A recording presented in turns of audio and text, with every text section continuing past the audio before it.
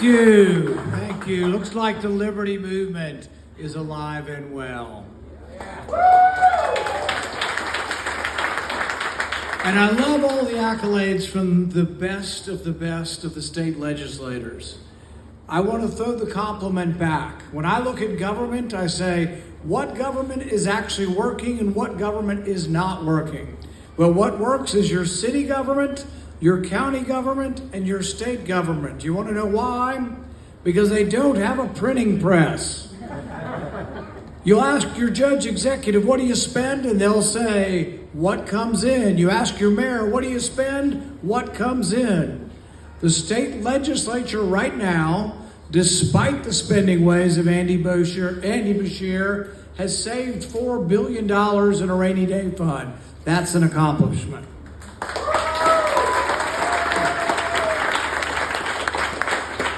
And I'm kind of jealous. They come up to me and they say, well, how's the federal government doing?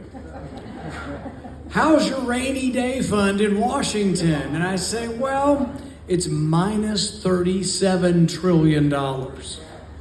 This is not a laughing matter. This is extraordinary, and it's beginning to affect our daily lives.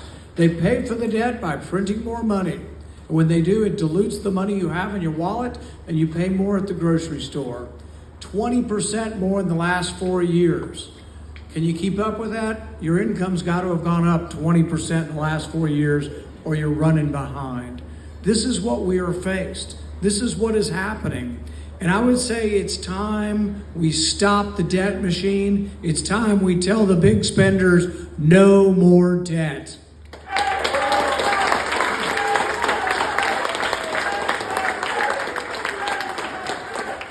Everywhere you look, though, you've got people saying they want something from government. They want to take what's yours and give it to somebody else. They want to redistribute the wealth. They're also talking about openly owning the businesses. You have people on the left saying they're going to own the oil companies, own the car companies, own the grocery stores. I guess that's what's going to be called involuntary fasting, is the new diet of the left. Have they not seen Venezuela? Have they not seen that the average person living under the socialist dictatorship in Venezuela lost 30 pounds last year? Not voluntarily, because there's not enough food. I wrote a book called The Case Against Socialism with my wife. In that book, we open and describe a girl who runs a gang. She's 16 years old, and her turf is 4 dumpsters behind restaurants to scavenge for food.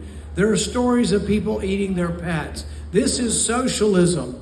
This is what we face in this country if we're not careful. That's coming from the left. They used to see, oh, well, I'm not really a socialist or a communist. I'm a progressive. I'm a liberal. But now they're proud of it. You actually have a whole faction. The up-and-coming movement within the Democrat Party is the Democrat Socialist Movement. But beware. On the right, there are people saying that the government should own part of Intel, part of U.S. Steel, part of NVIDIA. It's equally wrong from either party. And anybody advocating for government ownership of business, we should give them a resounding hell no.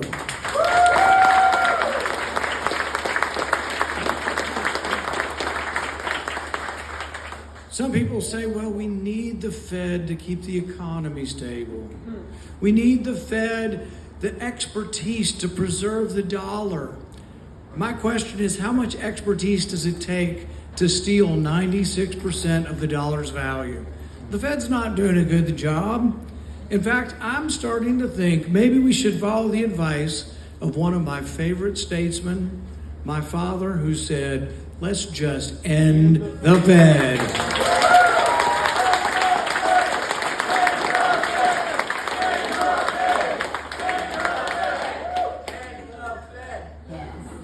I like that. It makes me feel at home. I'm like, where's my dad, you know?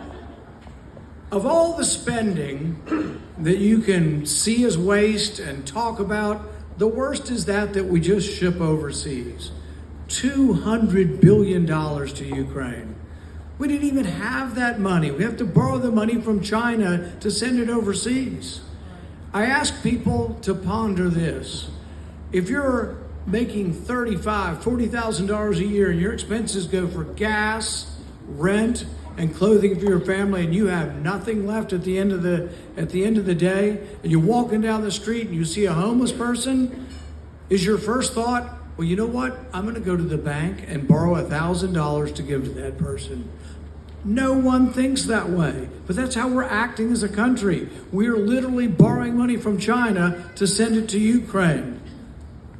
When President Trump, he said, we're going to treat America first, I jumped up and clapped. I'm still there. I say no more foreign aid, not one penny more.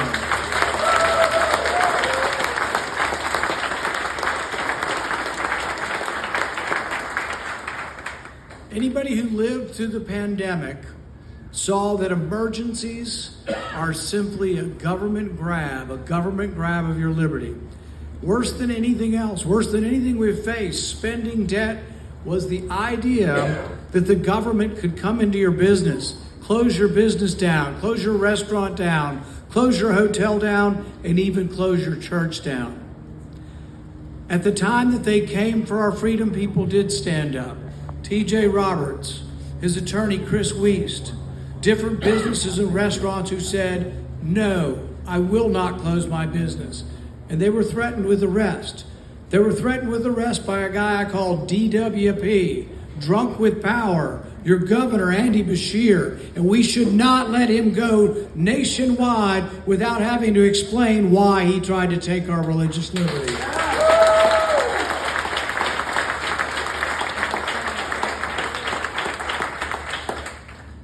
Savannah Maddox mentioned the emergency bill. This was the most important reform or protection of our liberty in probably my lifetime.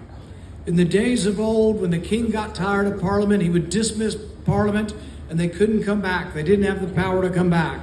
The legislature, similarly, when they're out of session, has no power. I'm actually for giving them the power to come back. People argue, well, maybe they'll come back and do mischief. You know what? It's worth it to have the legislature have the power to counterbalance the governor.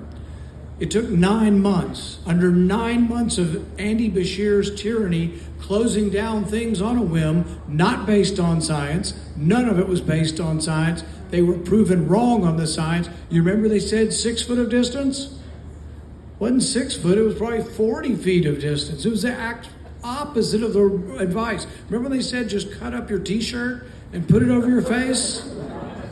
Then they discovered, and they never fully admitted, but a few of them finally did, the pores in cotton masks are 600 times bigger than the virus. The virus goes in and out through the mask all day long. It's of no value and actually teaches you the wrong thing. It teaches you, I'll be comfortable, 6 foot of distance and I've got a cotton mask. Neither one of them work. But then worst of all, what did they tell you? What did Anthony Fauci tell us? He said, well, if you've been infected, that's kind of good. It might mean something, but we're just not sure. My favorite quote was from an epidemiologist at Harvard who was finally kicked out for not being vaccinated. He said, we knew about natural immunity from 436 BC in Athens, and we lost that knowledge in 2020. We knew about it for over 2,000 years. We lost the knowledge in 2020, but the good news is we're starting to rediscover it again. Natural immunity works. They should have told all the people who got it, you're safe now. I told people, burn your mask, go out, enjoy your life. If you've had it in particular, you now have immunity.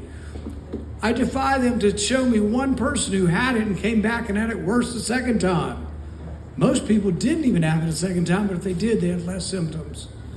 So we were lied to. We were lied to over and over again. But when the state legislature came back into session, they passed an emergency reform law that said, no edict by the governor will stand, no edict will last, they will all expire unless affirmatively approved by the legislature. We stopped Andy Beshear, we rebuked him, he lost in court, we told him, you will not take our rights.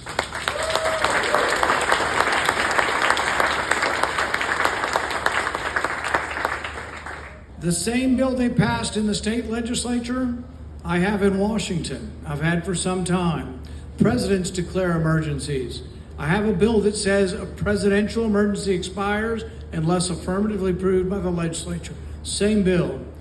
When there was a Democrat president, I had lots of co-sponsors. It was quite popular. But now that we have a Republican president, people are like melting away, and I've lost my support. And my point is this: it's not anti-Donald Trump, it's not against Donald Trump, it's my concern if AOC is the next president, what she will do with that power. We can't allow any president, Republican or Democrat, to rule by emergency. We have to obey the Constitution.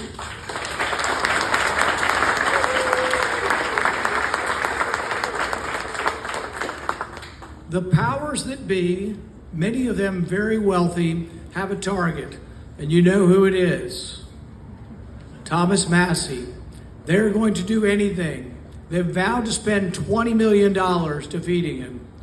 Why? It's not just about him. It's about what he represents.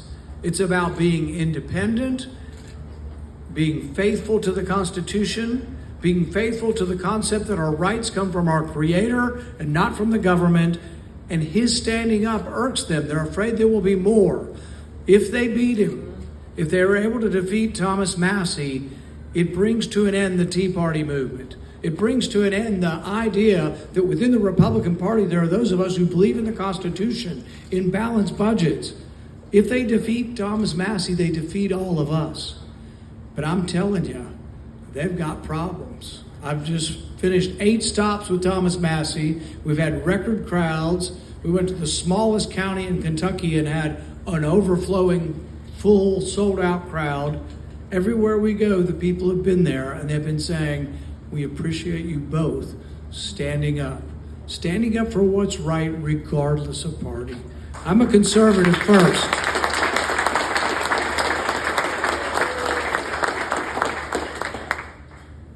But I think they've got a big battle on their hands. You've seen the state representatives here, the core of the liberty movement in Frankfurt, the most conservative senators and representatives. We've seen them in northern Kentucky as well. We had 250 people last night and an array of these state legislators. They've got something coming. If someone steps up and takes this idea that we're going to accept billionaires' money from New York to try to do something about this, they've got another thing coming, because I'm all in for Thomas Massie, and I know you are too. Welcome, Thomas Massie.